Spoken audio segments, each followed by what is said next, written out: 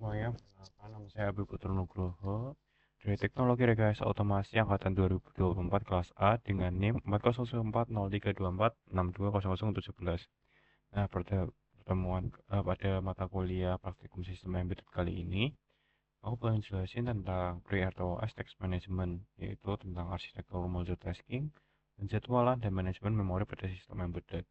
Sebelumnya kita udah belajar tentang DAC dan IDC, sekarang kita belajar tentang apa itu Pre-RTOS.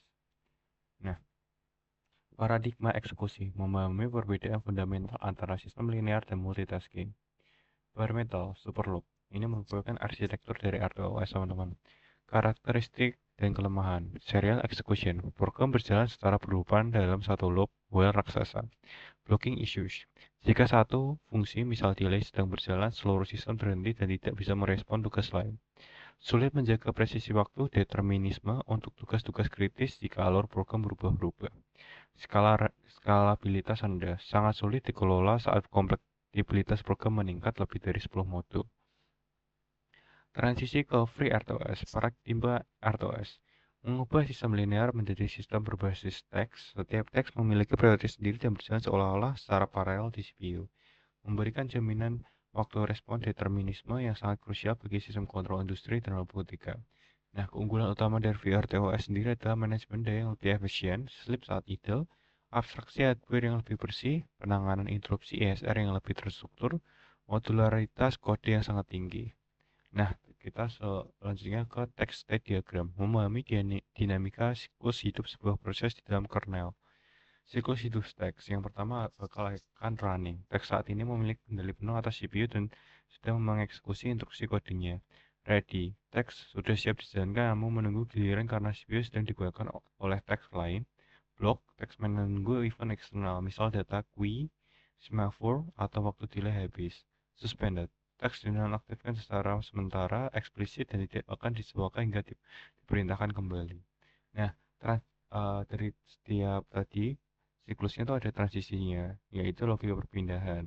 Teks berpindah dari running ke block saat memanggil vtext delay atau menunggu sinkronisasi. Teks kembali ke ready segera setelah event ditunggu terpenuhi. Penjaluan scheduler kemudian memilih teks dengan prioritas tinggi untuk masuk kembali ke state running.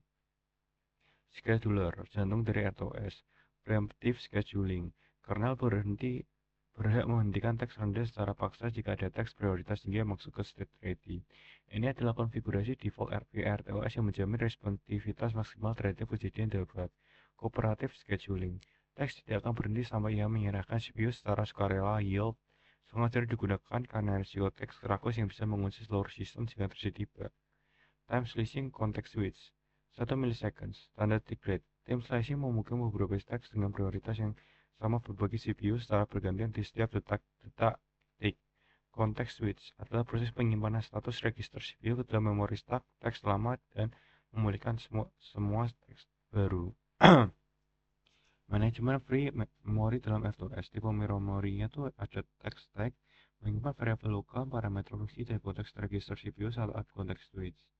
Bahaya potensialnya apakah ada stack overflow terjadi jika alokasi memori lokal melebihi batas yang ditentukan saat pembuatan teks. Sistem heap yang kedua, tipe memorinya. Memori global untuk alokasi dinamis, bisa malloc atau PV port malloc, digunakan untuk objek VRTOS atau QW mutex. Bahaya potensialnya bakal ada fragmentation atau memori menjadi terpecah-pecah sehingga tidak bisa mengalokasikan blok besar khusus heap 2.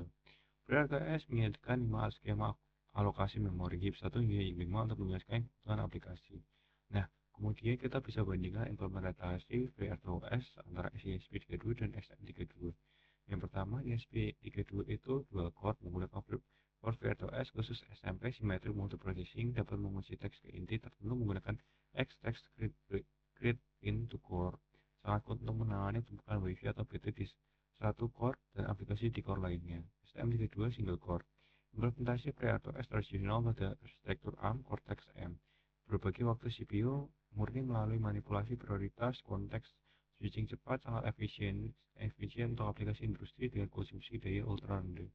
Nah, sekian dari penjelasan saya. Kita bakal masuk ke percobaan praktikum menggunakan STM, ESP, dan juga project. Oke, next.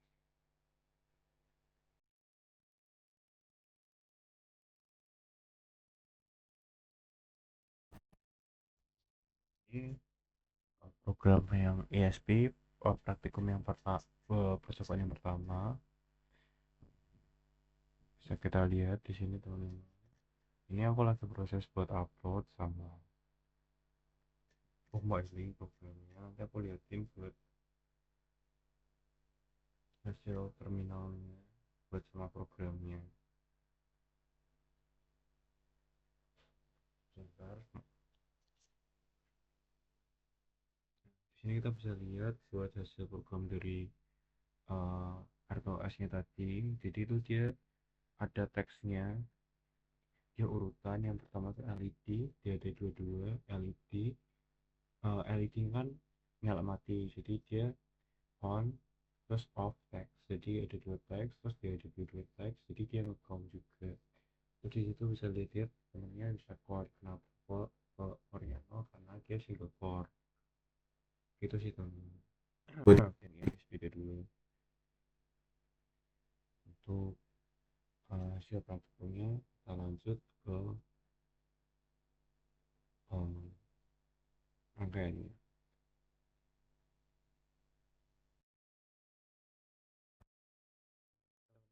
Saya buat hasil praktikumnya teman-teman. Ini aku habis kompil lalu aku upload.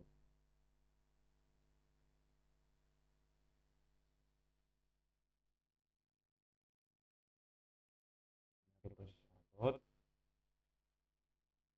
Untuk hasilnya bisa cek di serial monitor.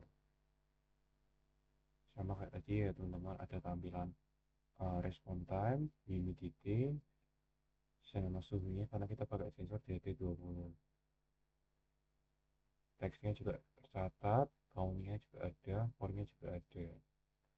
Jadi inilah untuk percobaan yang pertama menggunakan ESP32. Selanjutnya kita bakal cek buat yang menggunakan STM32. Jadi kita bisa cek buat program yang STM32 nya teman-teman. Di sini kita masih pakai LED dan DT22.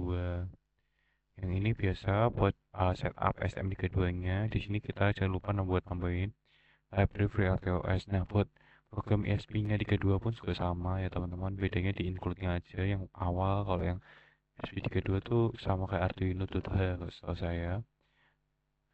Terus maaf bentar. Terus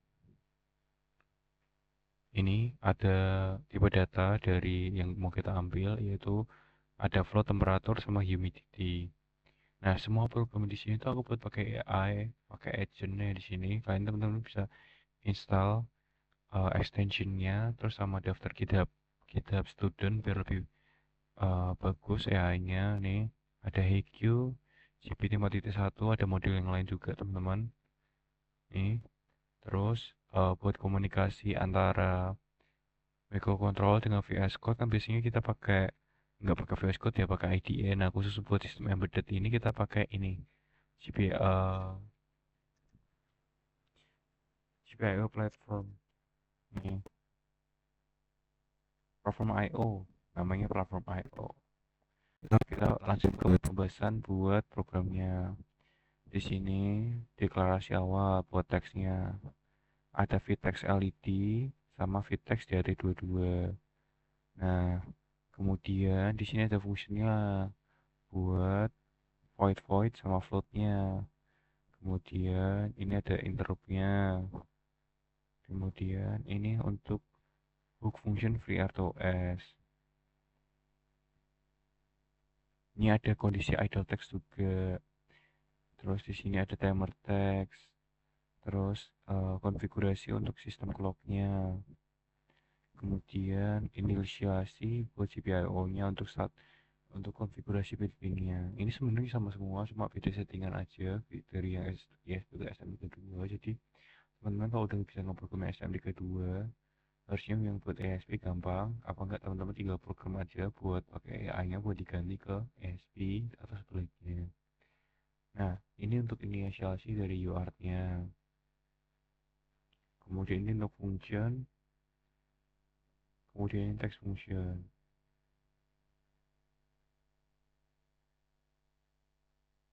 Di sini ada main function juga. Untuk teks 1 LED output, kedua DHT22 sensor.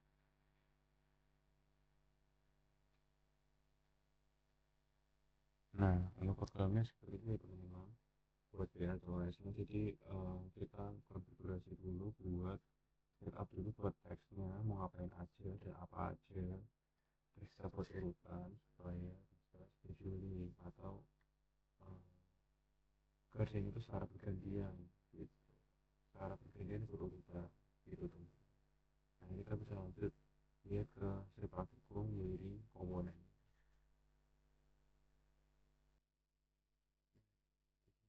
buat praktikumnya. Kita bisa compile dulu, kita scroll, kemudian kita bisa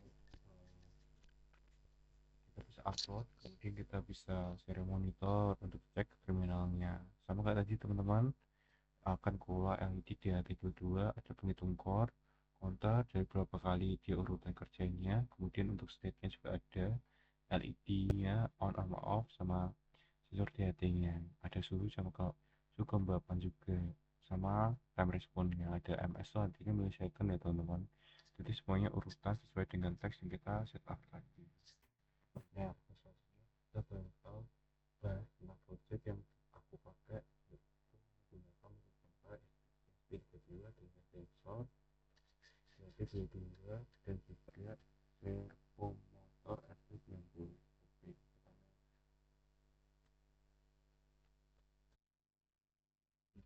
Oke, selanjutnya kita bisa cek buat yang project yang pakai PDBDA. Ini yang di kanan adalah hasil action, jadi aku tambahin programnya sama kayak pertemuan pertama, cuma aku tambahin dua servo. Jadi kita bisa lihat buat yang di kanan itu ada pin-pin buat servo GPIO 13 untuk sinyal, PCB 5 volt dan GND, yang hitam GND. Terus kita bisa lihat hasilnya nanti setelah kita compile dan dulu.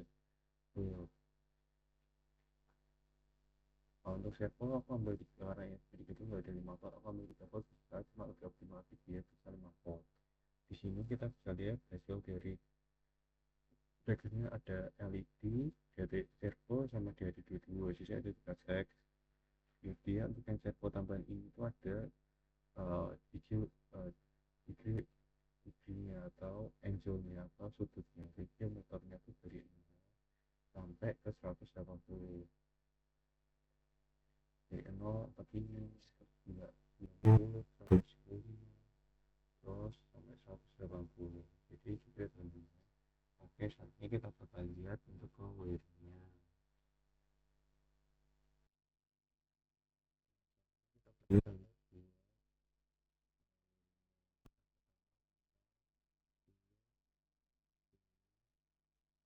kita bisa upload di keduanya. Bentar, ini lagi proses upload, connecting ke board USB kedua. Oh ya, saya ingetin lagi buat semua programnya itu pakai XMAI. Aku pakai cloud yang aku connecting ke VS Code pakai gitu. Caranya banyak teman-teman. Semua programnya ini murni dari AI nih. Servernya bergerak. Buat tampilannya mungkin nggak terlalu jelas karena aku contohnya itu ada kabelnya karena nggak ada kepalanya. Sama tekan input PI nya aku kasih cuma 3 volt karena ya sedikit dulu nggak ada 5 volt. Kalau kasih 5 volt pasti lebih bagus lagi buat pergerakannya. Ini LED state nya juga on off, sama dari butuhnya dia bisa ngambil data buat dia dan gambar. Nah, mungkin sekian aja penjelasan dari aku terkait materi praktikum